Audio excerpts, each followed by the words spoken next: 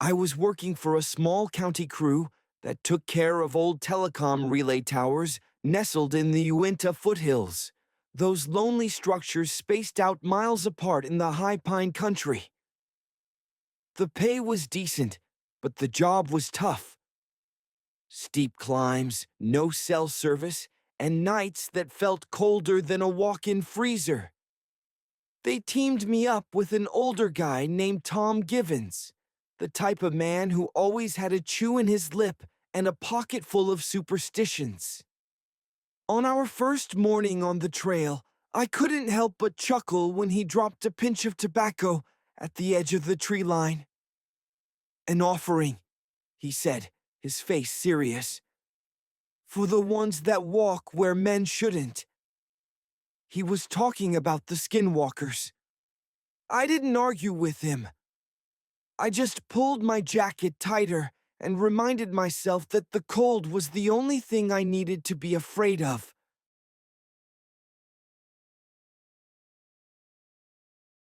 By the second week, we had managed to fix the relay by Old Pine Hollow, a stretch of forest about 20 miles from the nearest paved road. The snow was up to our knees, and daylight faded quickly. That evening, we set up camp near a frozen creek, just far enough from the tower to escape the constant hum. We had just wrapped up dinner when we heard it. A long, eerie howl that began sounding human, but ended in a way that felt all wrong, like a recording that had been slowed down mid-scream.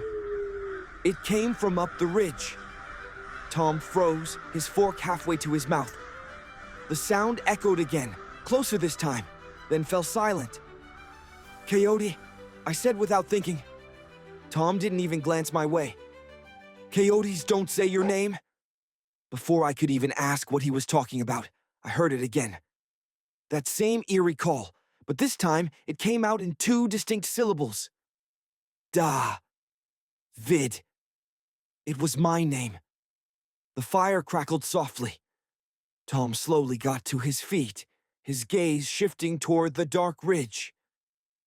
"Grab the flashlight," he said in a hushed tone, "and only use it if you really need to."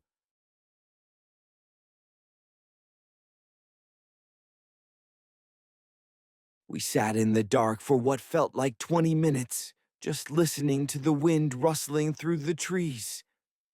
I started to wonder if it was just some strange echo, or maybe a kid messing around with a prank call app and a megaphone. Then, out of nowhere, something crunched in the snow behind us. It wasn't far, maybe 30 feet away. I swung the flashlight around before Tom could even say a word. The beam caught something lurking between the trees. At first, I thought it was a man, tall and wrapped in some kind of hide. But when the light hit its eyes, they reflected back a strange color.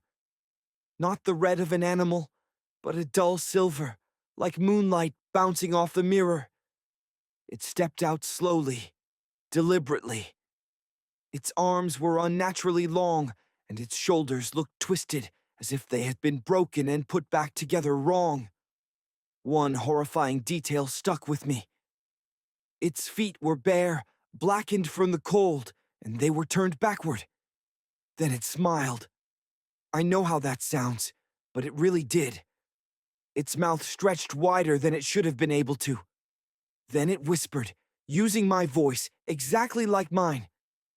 "Help me, Tom." "Please, it's me, David." Tom grabbed the flare gun from his bag and shot it straight up into the air. The red light hissed through the trees. When it came back down, the thing was gone. No footprints, no smell, nothing. Just the forest swallowing its own echo.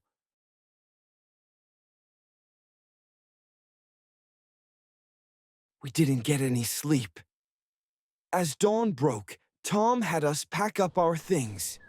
He looked unwell, with a grayish hue around his eyes. While we hiked out, I kept hearing faint footsteps trailing behind us, matching our pace and stopping whenever we did.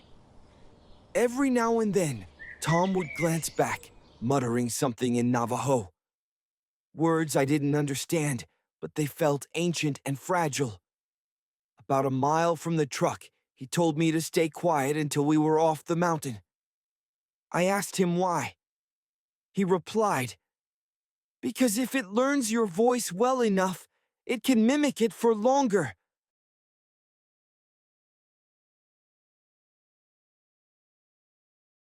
Back in town, we wrapped up our report.